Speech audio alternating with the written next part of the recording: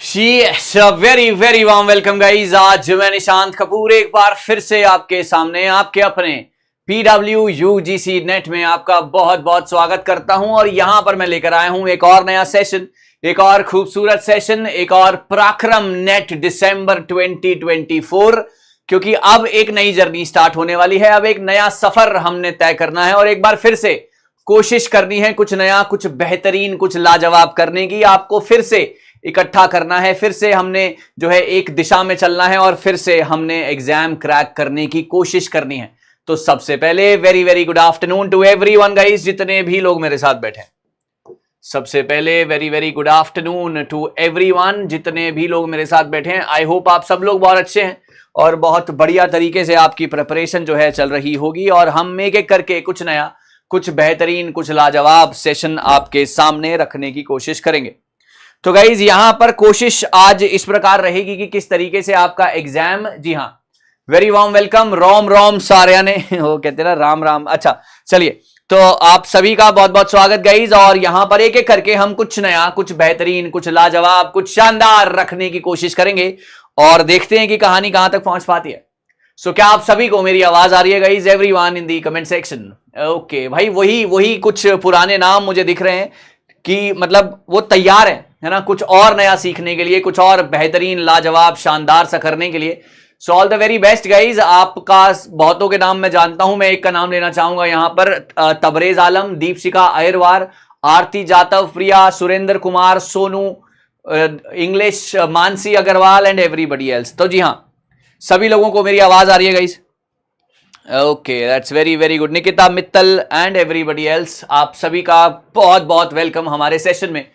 तो गाइज यहां पर ना पीपल एनवायरनमेंट है ना, मेरे को लगा कि जो सवाल अभी आए थे ना, या जो सवाल आगे आ सकते हैं, उन सभी का एक बुके बनाया जाए और वो बुके आपके सामने पेश किया जाए, राइट। तो उसी के संदर्भ में मैं ये क्लास लेकर आया हूं। छोटा सा सेशन होने वाला है ताकि अभी आप जो है बोर भी ना हो और आपको कुछ कंटेंट भी क्वालिटी का मिले। तो आइए स्टार्ट करते हैं कहानी को और देखते हैं कि किस तरीके से कहानी जो है आगे बढ़ सकती है। तो गाइज अब हम जो है ना करने वाले हैं, अब ना आपको शॉर्ट वीडियोस बहुत ज्यादा मिलेंगी, जहां पर आपको एकेडमिक कंटेंट बहुत ज्यादा मिलेगा। यानी कि 2 मिनट की वीडियो में आपने 4 क्वेश्चन कर लिए, या 2 मिनट की वीडियो में आपने 2 क्वेश्चन कर लिए, है ना, या 1 मिनट की वीडियो में आपने कोई कंटेंट समझ लिया। जैसे कि एक ग्रीन मफलर का कंटेंट है ना। ग्रीन मफलर क्या होता है? एनीवन?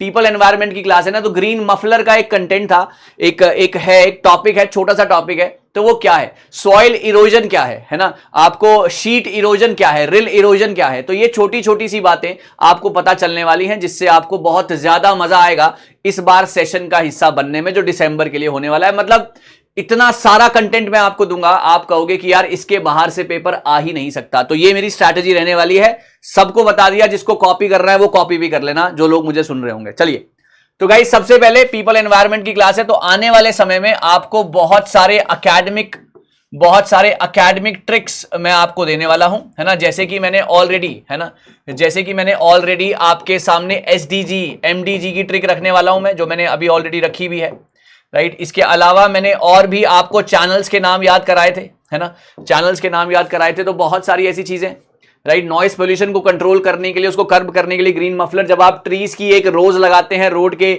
अगल बगल में, यस, कम करने के लिए ग्रीन मफलर, यस बिल्कुल सही है। जब आप एक ट्री बेड लगाते हैं, है ना, दोनों तरफ रोड के, और वहां पर जो है आप इसको कंट्रोल, नॉइस पोल्यूशन को कंट्रोल करने की कोशिश करते हैं, दैट्स एब्सोल्युटली करेक्ट। जैसे कि ये ग्रीन मफलर का कंटेंट है ना, जैसे कि ये ग्रीन मफलर का कंटेंट है। बहुत सारी चीजें आगे आने वाली हैं गाइस, है ना, बहुत सारी चीजें आगे आने वाली हैं गाइस। तो आप बस मेरे साथ साथ जुड़े रहना, मजा बहुत आएगा आने वाले सेशंस में। तो सवालों को स्टार्ट करेंगे guys everyone in the comment section, सवालों को स्टार्ट करेंगे guys everyone in the comment section, बहुत मजा आने वाला है। चलिए, which of the following health effects is associated with the long term exposure to high levels of air pollution including PM to particulate matter 2.5 and nitrogen oxide? चलिए, cardiovascular disease, musculoskeletal disorders, gastro infections या skin conditions? बताएंगे sir, जल्दी से कोशिश करेंगे right answer की। My dear students everybody, शाबाश,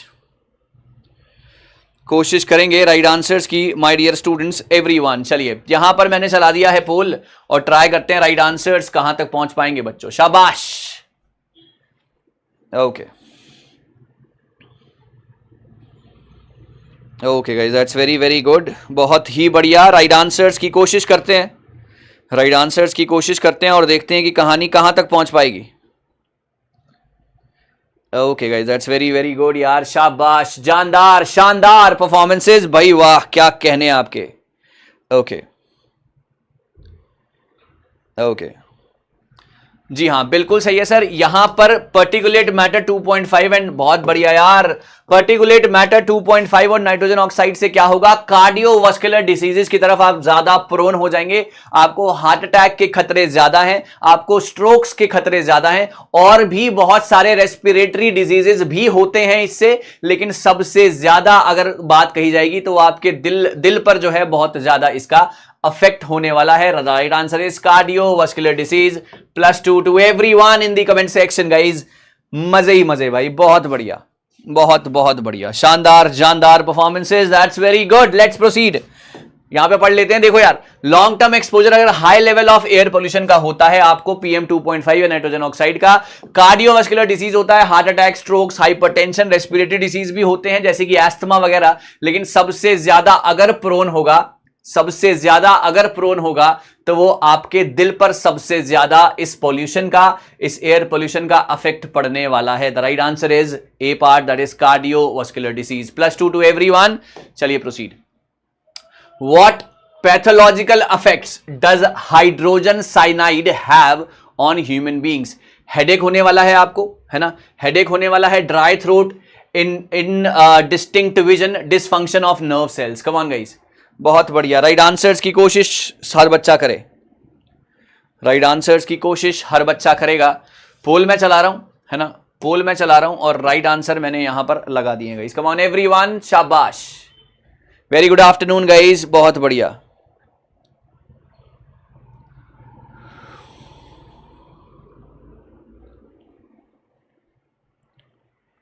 okay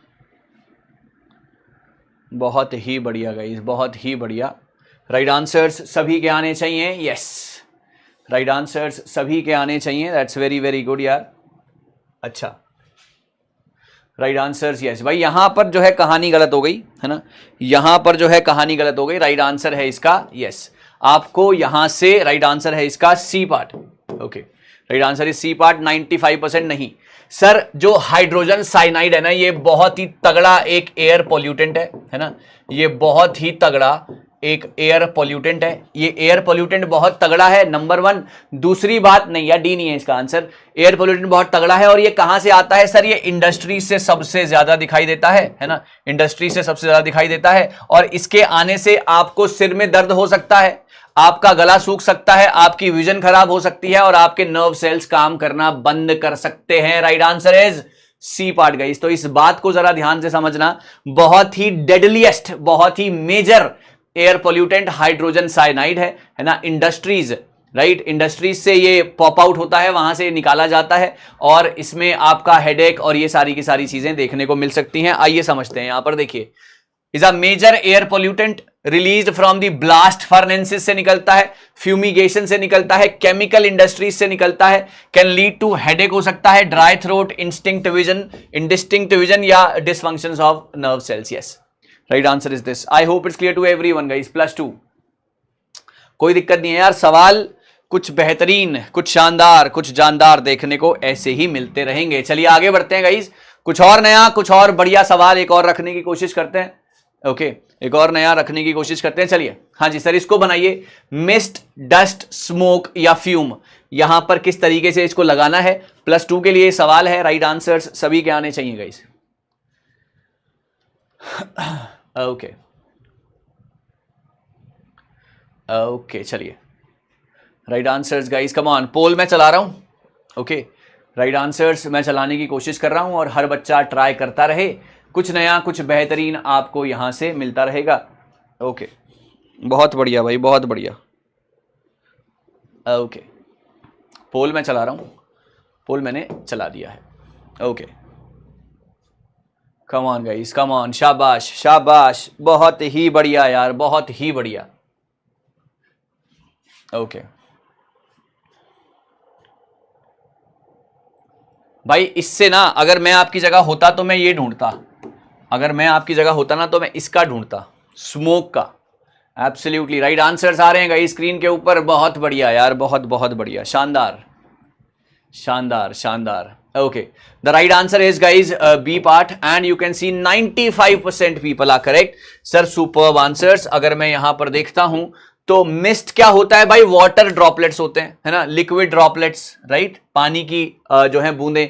dust की अगर मैं बात करता हूं तो डस्ट क्या है sir? Solid particles, right, solid particles. Smoke क्या है? Mixture of solid and liquid particles as result of burning, है ना। यहां से स्मोक आ गया, यहां बर्निंग आ गया, यहीं पे कहानी सॉल्व हो जानी थी, क्योंकि थर्ड का ए सिर्फ यहीं पे था। और फ्यूम क्या है? Hot vapours of metals. Yes absolutely. तो आपको स्मोक से ही होगा, बिल्कुल सही। तो आपको जो है ना थोड़ा सा स्मार्ट रहना पड़ेगा। अभी एग्जाम दूर है, लेकिन यकीन मानिएगा इतना इतना इतना कंटेंट इस बार दिया जाएगा कि आप कहोगे यार सर बस करो, इसके अलावा पेपर नहीं आ सकता। तो उन उन चीजों के लिए तैयार रहना। तो क्या आप तैयार हैं बहुत सारा कंटेंट कंज्यूम करने के लिए? कमेंट सेक्शन गाइस एवरीबॉडी, क्या आप तैयार हैं बहुत ज्यादा कंटेंट कंज्यूम करने के लिए एवरीवन? चलिए, हाँ जी। तो डस्ट क्या है? Solid particles. स्मोक क्या है? Combination of liquid and solid particles burning. Fume क्या है? Hot vapours of metals. चलिए, the framework agreement, yes, the framework agreement of International Solar Alliance was opened for signature of member countries in dash। बताएंगे sir. बहुत अच्छा सवाल है। Right answers guys in the comment section my dear students. Okay,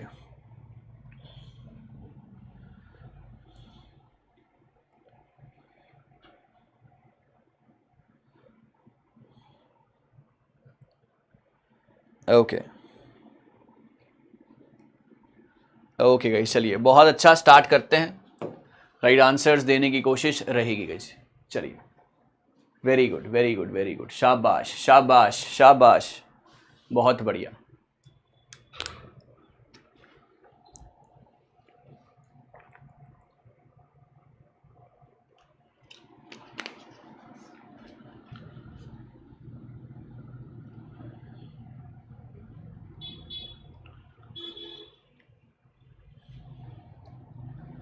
okay, the right answer is D, Marrakesh Morocco. Sir 2016 के तकरीबन की ये बात है ना, वहां पर जो है साइन करने के लिए यहां पर ये रखा गया था।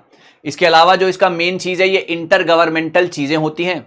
इसका हेडक्वार्टर हिंदुस्तान में है। हेडक्वार्टर हिंदुस्तान के किस शहर में है? कमेंट सेक्शन में लिखेंगे जल्दी से, है ना। तो ये छोटी छोटी चीजें जो हैं जो आपको पता होनी चाहिए। Right answer is Marrakesh Morocco, right. इसका हेडक्वार्टर जो है इंडिया में है ना, इसका हेडक्वार्टर जो है इंडिया में है। इंडिया के किस जगह पर है? कमेंट सेक्शन में लिखिएगा। साल 2016, सितंबर आई थिंक 2016 की ये बात है, और वहां पर ये सारी की सारी चीजें अंजाम दी गई थी। अगर मैं यहां पर आता हूं, देखिए, वॉज ओपन फॉर सिग्नेचर, हाँ नवंबर 2016, बिल्कुल सही। सितंबर बोला क्या मैंने? नवंबर 2016। United Nation framework climate change held in Marrakesh Morocco, है ना। मीटिंग कहां हुई थी? पेरिस में हुई थी। लॉन्च जब हुआ था तो पेरिस में मीटिंग हुई थी, 2015 में लॉन्च हुआ था ये। Treaty intergovernmental organisation treaty है ये। हेडक्वार्टर इसका इंडिया में है, इंडिया में गुड़गांव में है। और बस ये सारी की सारी चीजें हैं जो कि आपको पता होनी चाहिए। दैट्स वेरी गुड यार, super, that's very very well done, बहुत बढ़िया। That's very very well done, बहुत बढ़िया। यहां तक की कहानी सबको क्लियर है गाइस? यहां तक की कहानी सभी को क्लियर है गाइस, जितने भी लोग मेरे साथ बैठे हैं? वेरी गुड यार, बहुत बढ़िया बहुत बढ़िया। चलिए आगे बढ़ते हैं, सवाल नंबर अगला लेकर आते हैं, चलाते हैं। अगला सवाल क्या कह रहा है? हाँ जी, what is the correct chronological order of the sequence older to newer? सबसे पुराने से नए की तरफ आना है, सबसे पुराने से नए की तरफ आना है, और आपने बताना है कि कौन सा पहले कौन सा बाद में हुआ था। पेरिस अग्रीमेंट, मॉन्ट्रियल, क्योटो या रियो समिट? चलिए, ओके, जल्दी से, ये तो आसान सवाल है, ये तो हो जाएगा मुझे लगता है। चलिए ट्राई करेंगे गाइस एवरीवन, कोशिश राइट आंसर्स की, शाबाश। What is the correct Chrono, इसमें हिंदी की जरूरत थी नहीं, तो करेक्ट क्रोनोलॉजी बतानी है। From the older to the newer, सबसे पुराने से शुरू करना है और नई की तरफ आना है। ट्राई करेंगे सभी बच्चे गाइस जल्दी से, शाबाश।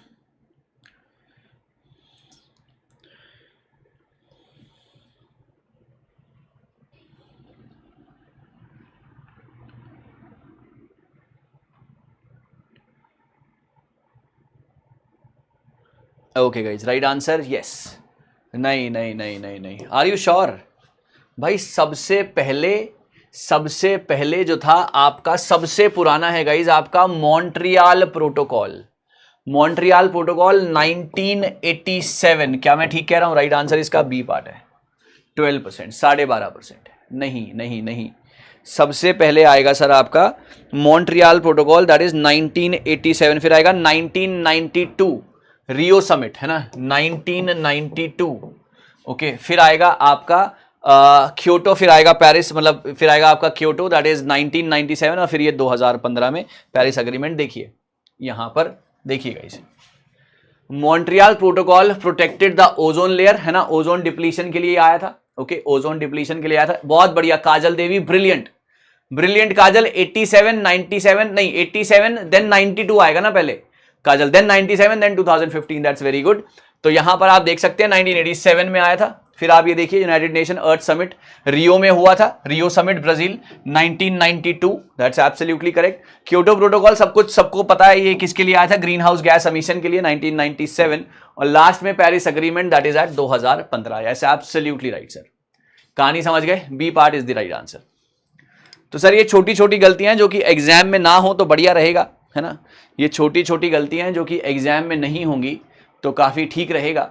Right answers yes, right answers बचे रहेंगे। चलिए आगे बढ़ते हैं। When did the Indian Wildlife Protection Act came into force? Important यार, important, come on, very good Deepshikha, brilliant Deepshikha, बहुत अच्छे काजल। और सभी लोग भाई ये छोटी छोटी गलतियां पेपर में नहीं करनी है।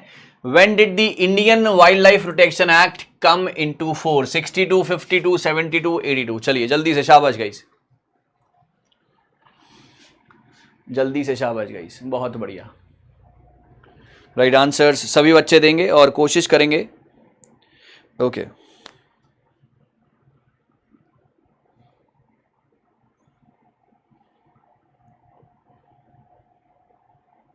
ओके, चलिए पोल चला रहे हैं और देख रहे हैं कि राइट आंसर्स कहां तक पहुंच पाएंगे।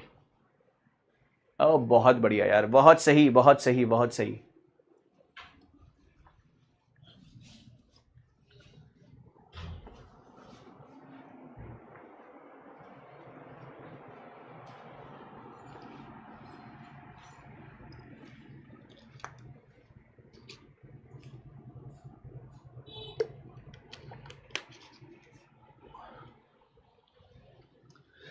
Okay, the right answer is 1972। Sir ये जो environment wild life protection act था ये 1972 में आया था। इसका मेन मकसद ये था कि जितने भी एंडेंजर्ड स्पीशीज हैं उनको प्रोटेक्ट करना, जितने भी एंडेंजर्ड स्पीशीज हैं उनको प्रोटेक्ट करना और हिंदुस्तान की वाइल्ड लाइफ को प्रोटेक्ट करना। Right answer is C part, this is 100% people are correct, that's superb.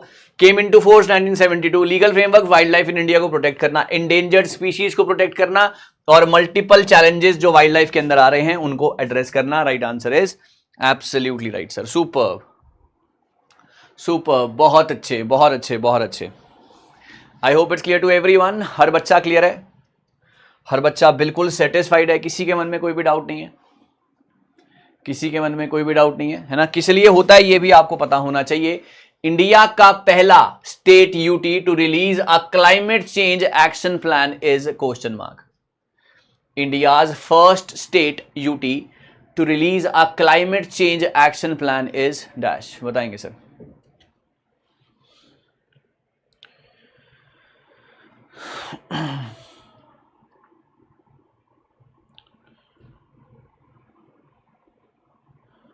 Okay guys, right answers की कोशिश सभी लोग करें और बताएं कि किस तरीके से आप लोग पहुंच सकते हैं इस सवाल तक।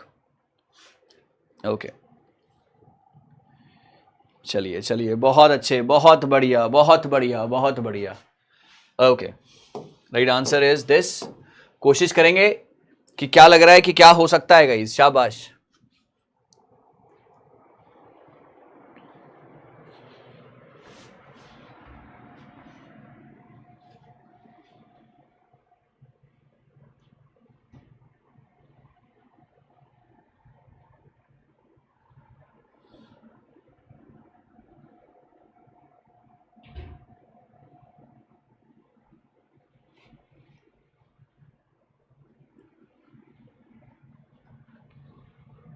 Okay, the right answer is C Delhi. Sir 2008 की ये बात है, करेक्ट कीजिएगा। बहुत बढ़िया यार, बहुत ही बढ़िया। 2008 की ये बात है कि दिल्ली जो है यहां पर आया था, पहला स्टेट बना था, सन था वो 2008, जिसने क्लाइमेट चेंज एक्शन प्लान लिया था, क्योंकि क्लाइमेट में अब बदलाव या उसको बचाने की जरूरत बहुत ज्यादा जो है अब महसूस होने लगी थी हिंदुस्तान में, और सबसे पहले राजधानी में ये आया था।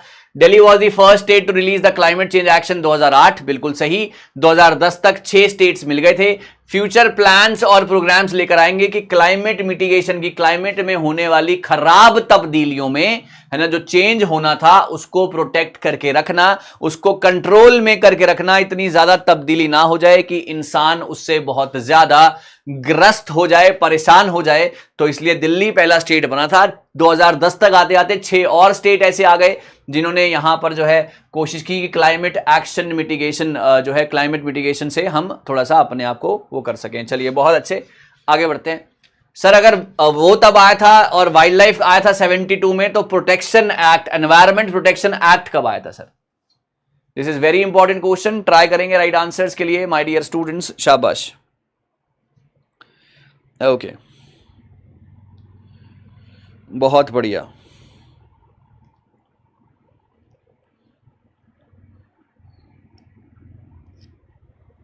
ओके गाइस, चलिए राइट आंसर्स की कोशिश करते हैं, है ना, राइट आंसर्स की कोशिश करते हैं और बताते हैं कि कहां तक पहुंच पाएंगे गाइस आप। शाबाश,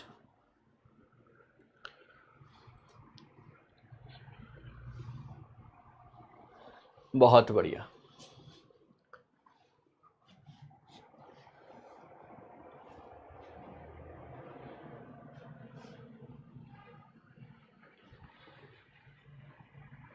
बहुत बहुत बढ़िया गाइस, शाबाश, वेरी गुड। राइट आंसर्स आ रहे हैं गाइस सभी के, superb superb, very well done. Right answer is guys C part, that is 1986। 100% भाई, वाह, आज तो मतलब एनवायरमेंट खा लिया तुमने। हाँ सर, एनवायरमेंट प्रोटेक्शन एक्ट 1986 में आया था, ये अमेंड हुआ था 1999 में, और ये बना कब था? ये बना था, भोपाल गैस ट्रेजेडी हुई थी 1984 में, मुझे करेक्ट कीजिएगा, 1984 में कहीं पर भोपाल गैस ट्रेजेडी हुई थी, उसके बाद ये लाया गया था। ये एक अम्ब्रेला ऑर्गेनाइजेशन है ना, एक छतरी है जिसके नीचे सारे के सारे एनवायरमेंट से जुड़े हुए जो छोटी छोटी चीजें हैं, मतलब एनवायरमेंट से जुड़े हुए जितने भी चीजें हैं वो सब इसके अंदर आ जाएंगी। That is the environment protection act 1986, amended in 1999। आया कब था? भोपाल गैस ट्रेजेडी के बाद, जो कि कब हुई थी? 1984 में, करेक्ट कीजिएगा मुझे, 1974 में हुई थी, नहीं यार, है ना, 1984 में हुई थी। ओके, अच्छा चलिए, हाँ 1984, यस बिल्कुल सही। हाँ जी, तो sir environment protection act 1986 along with the environment protection rules amended in 1999, first major act to promulgate in India, पहला सबसे बड़ा एक्ट था। Act was passed after the infamous Bhopal gas tragedy, और ये क्या था? एनवायरमेंट प्रोटेक्शन एक्ट ईपीए 1986 का एक अम्ब्रेला लेजिस्लेशन था, जहां पर वाइड लेजिस्लेटिव कवरेज था, मतलब जितना भी और, है ना, जितना भी और चीजें एनवायरमेंट से रिलेटेड होंगी वो सब कुछ काउंट किसके अंदर होंगी? Environment protection act. सबसे पहला, सबसे मेजर एक्ट हिंदुस्तान का बनाया गया था 1986 में, environment protection act. I hope it's clear to everybody guys. एक बार सभी का यस आ जाए कमेंट सेक्शन में, एक बार सभी का यस आ जाएगा इस कमेंट सेक्शन में माय डियर स्टूडेंट्स। चलिए आगे बढ़ते हैं। हाँ जी, arrange the following in the correct sequence from lower number to higher related to millennium development goals. जैसे कि नंबर ऑफ गोल्स हैं, नंबर ऑफ टारगेट्स हैं, जो सबसे कम है वो सबसे पहले आएगा, जो सबसे ज्यादा है वो एंड में आएगा। राइट, चलिए कोशिश कीजिएगा राइट आंसर की। अच्छा सवाल है, प्यारा सवाल है। Right answers, hats off to our content team guys, बहुत अच्छे।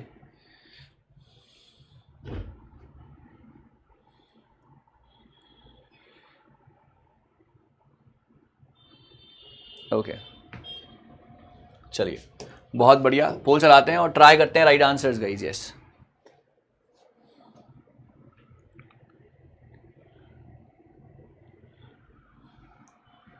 ओके, बहुत बढ़िया।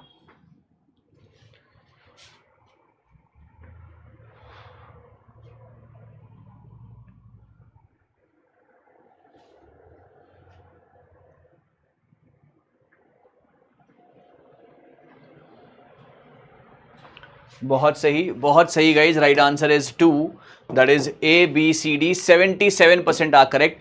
सर MDG है ना, मिलेनियम डेवलपमेंट गोल्स की यहां पर बात हो रही है। 2000 में ये स्टार्ट हुआ था, 2015 तक ये अचीव होना था। 8 इसमें मिलेनियम डेवलपमेंट गोल्स होते हैं, that is the peace gem trick. अगर नहीं देखी है तो यूट्यूब शॉर्ट्स में जाकर मेरी ट्रिक देख लेना। पीस जेम 8 गोल्स हैं, 21 टारगेट्स हैं, 60 इंडिकेटर्स हैं और बहुत सारे न जाने कितने पब्लिकेशंस हैं जिनके बारे में करेक्ट नंबर डिफाइंड नहीं है, तो वो इतने हैं, राइट।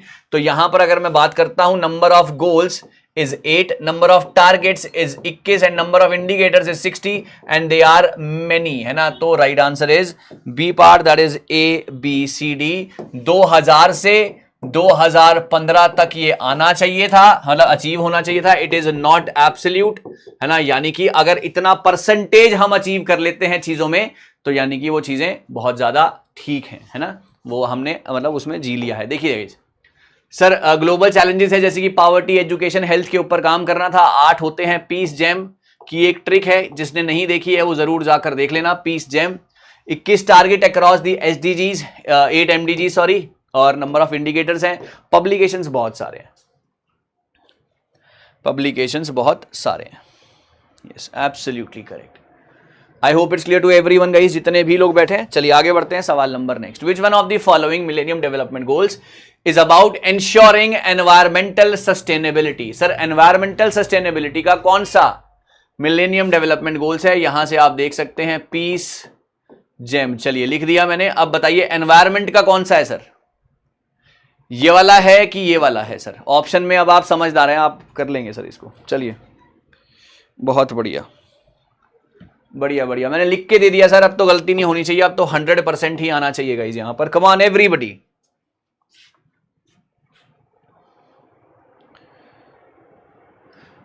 चलिए अब तो आप समझदार हैं, यहां पर तो 100% एक्सपेक्ट कर सकता हूं। सामने ट्रिक लिखी हुई है, ई कहां पर है ना, और गोल ऑप्शन से भी मैच कर सकते हैं। तो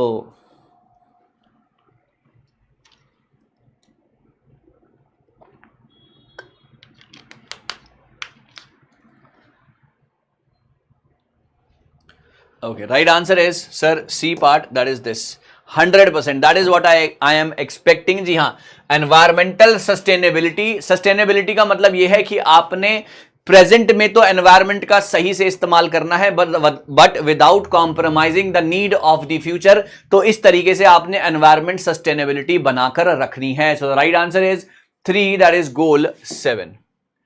the right answer is C, that is goal 7 peace gem. I hope it's clear to everyone guys, जितने भी लोग मेरे साथ बैठे। I hope it's clear to everyone guys, जितने भी लोग मेरे साथ बैठे। हर बच्चा क्लियर है? हर बच्चा सेटिस्फाइड? ओके, चलिए आगे बढ़ते हैं। सवाल नंबर नेक्स्ट। ओके, ये हो गया भैया, सारे के सारे लिखे हुए आप देख सकते हैं। Environmental sustainability at number 7 trick है, स्क्रीनशॉट ले लो। सब आपका कंटेंट है भाई, आपके पास ही रहना चाहिए, घबराने की बात नहीं है। अभी बहुत कुछ आने वाला है, दिमाग में बहुत कुछ है अभी, है ना। चलिए आगे बढ़ते हैं। Which of the following are true about the millennium development goals? इनमें से MDG के लिए सबसे सही चीज क्या है? राइट, चलिए देख लीजिए, सवाल पढ़ लीजिए। Okay, full form of peace gem. बेटा पीस जेम की फुल फॉर्म लिख के दी है मैंने, ये रही, है ना। बाकी आप एक बार शॉर्ट्स में जाइए और एक बार वहां पर देखने की कोशिश जरूर कीजिएगा। चलिए ओके, चलिए पोल चलाते हैं। राइट आंसर्स गाइज एवरीवन, शाबाश।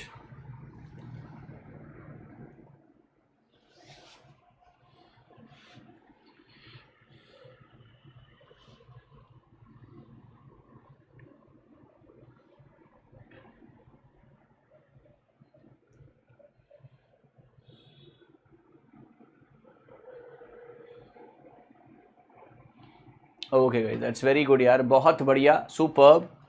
Right answer is yes, the right answer is A and C, that is B part, 88%। जी हाँ सर, अभी मैंने आपको बताया कि इसके 8 गोल्स, 21 जो है टारगेट और 60 इंडिकेटर्स होते हैं। तो यहां पर लिखा है 8 गोल्स, बिल्कुल सही है। 40 टारगेट नहीं होते हैं, 60 टारगेट्स होते हैं, 61 टारगेट्स होते हैं, 60 टारगेट्स होते हैं। अचीव्ड बाय 2015, बिल्कुल सही है। MDG वर्दी सक्सेसर नहीं था सर, ये प्रीडेसर था, है ना। Successor SDG was the successor of MDG, है ना। SDG was the successor of MDG। So right answer is A and C, the right answer is second part. I hope it's clear, guys. Predecessor, not the successor. Yes, absolutely right. बिल्कुल सही. Okay, I hope it's clear to everyone, guys. Okay. 21 target थे, 21. 60 तो indicators थे. 21 targets and 60 indicators. 21 targets and 60 indicators. Yes, absolutely correct. I hope it's clear, guys. हर बच्चा बिल्कुल satisfied with the comment section. बहुत बढ़िया यार, बहुत बढ़िया. हरिशंकर, बहुत बढ़िया बेटे. 60 तो इंडिकेटर्स थे, है ना. 60 इंडिकेटर्स थे जो कि बताते थे कि किस वे में चलना है. टारगेट 21 थे.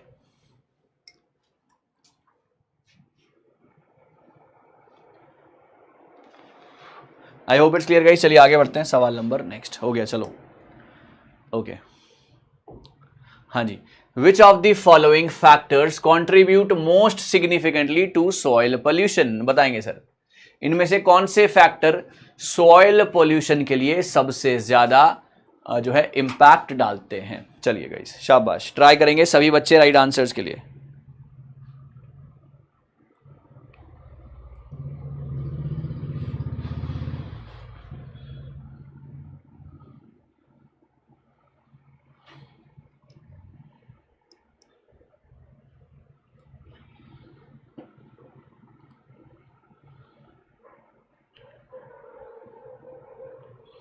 चलिए गाइस, पोल चलाते हैं, है ना. पोल चलाते हैं और राइट आंसर्स आ रहे हैं गाइस सभी के. शाबाश. Okay. Soil pollution we are talking about. Soil pollution. Okay, that's very very good. Which of the following factors most significantly contributes to soil pollution. Yes.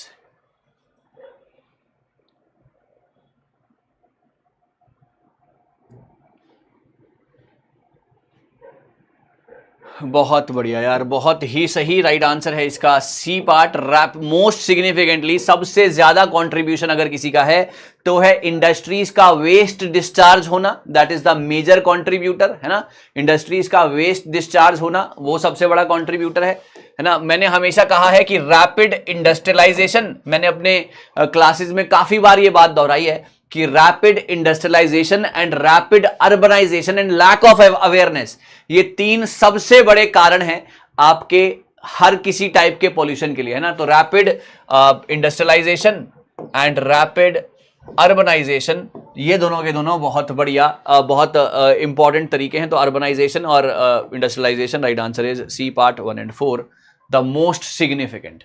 Okay, the most significant. चलिए आगे बढ़ते हैं. Okay. Which of the following are millennium development goals. Yes, जल्दी से हर बच्चा कोशिश करेगा इस राइट आंसर्स के लिए.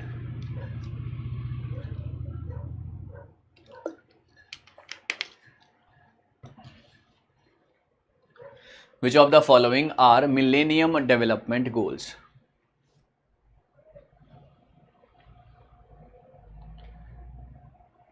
चलिए.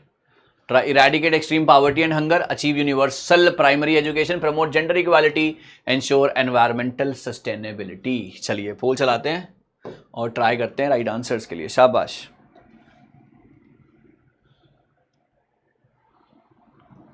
कितने हैं सर सस्टेनेबल डेवलपमेंट गोल्स हैं? कितने SDGs कितने हैं? कमेंट सेक्शन में जरूर लिखें और मुझे बताएं कि कितने गोल्स हैं.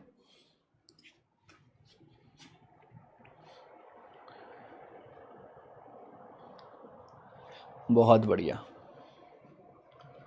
बहुत बहुत सही. वेरी गुड यार, superb superb, very good, very well done. Okay, the right answer is guys सारे के सारे हैं D part, all the above and 93%. जी हाँ sir. Eradicate extreme poverty, right. Universal primary education देनी है, जेंडर इक्वालिटी भी होनी चाहिए, एंश्योर एनवायरमेंटल सस्टेनेबिलिटी. तो ये सारी की सारी चीजें, है ना. 17 SDG गोल्स हैं और 17 और 169 इसके कहीं पर टारगेट्स हैं. दैट्स वेरी गुड, ब्रिलियंट, है ना, ब्रिलियंट. तो यहां पर यस 8 नहीं है सर, इसके 17 है sir. We are talking about we are talking about the SDGs. ठीक है, हाँ, SDGs के तो 17 थे, SDGs के 17 थे और टारगेट इसके इतने थे. लेकिन यहां पर मिलेनियम डेवलपमेंट गोल्स MDGs की बात हो रही है. तो hunger, universal education, right answer is D part. Yes, absolutely correct. बिल्कुल सही, 17 एसडीजी थे, दैट्स एब्सोल्युटली करेक्ट। 168 टारगेट्स थे। क्वेश्चन एमडीजी का है और ये सारे के सारे इसके फोकस्ड वो चीजें हैं। चलिए, अच्छा चलिए, तो गाइज यहां तक की समरी, यहां तक की सारी कहानी आपको समझ में आ गई, जितने भी लोग मेरे साथ बैठे हैं, यहां तक की सारी कहानी आपको समझ में आ गई गाइज, जितने भी लोग मेरे साथ बैठे हैं। Okay, 169 targets, 304 indicators, yes. Okay, तो यहां तक की कहानी आप सभी को समझ में आ गई गाइज। कैसा लगा आज कुछ और सवाल, कुछ और बेमिसाल सवाल करके? That's very good. मुझे उम्मीद है कि आपको अच्छा लगा होगा, है ना। अगर मैं यहां पर एक रीजनिंग का सवाल रखता हूं और अगर मैं आपसे कहता हूं कि यहां पर है गाइज 72, है ना, यहां पर है 8, ओके, यहां पर है मैं कहूंगा 45, यहां पर है 5, तो यहां पर डैश और यहां पर होगा 11, तो आप मुझे बताइए कि यहां पर क्या आएगा, ठीक है ना। चलिए, 72, 8, 45, 5 डैश 11, राइट। कोशिश कीजिएगा राइट आंसर्स के लिए। माय डियर स्टूडेंट्स, आपका यहां पर है A part that is 120, okay, B part 121, C part 99 और डी पार्ट 100। चलिए ट्राई करेंगे सभी बच्चे गाइस। आउटस्टैंडिंग सेशन भाई, वाह। खत्म नहीं हुआ यार, अभी है और, अभी खत्म नहीं हुआ, अभी है और। चलिए इसको भरते हैं, इसको फुल करते हैं, है ना, इसको भरते हैं, इसको फुल करते हैं और कुछ और सवाल रखने की कोशिश करते हैं। चलिए गाइस, 72, 8, 45, 5 डैश 11।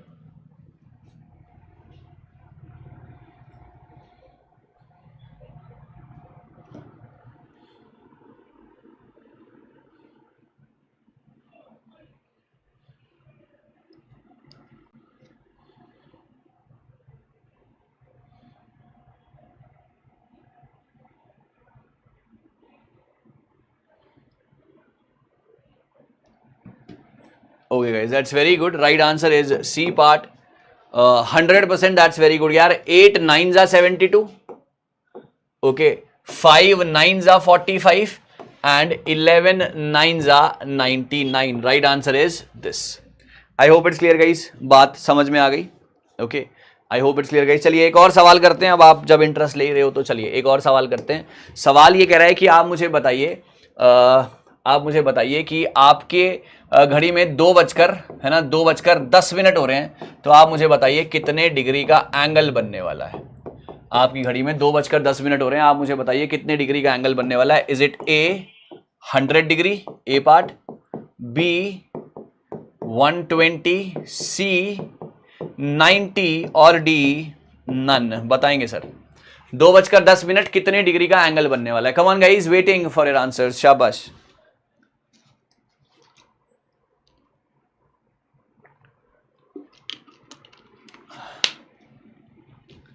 चलिए बच्चों, शाबाश। Right answers everyone, quickly. Okay, poll चला रहे हैं और यहां पर राइट आंसर्स देने की कोशिश है। 100, 120, 90 या नन?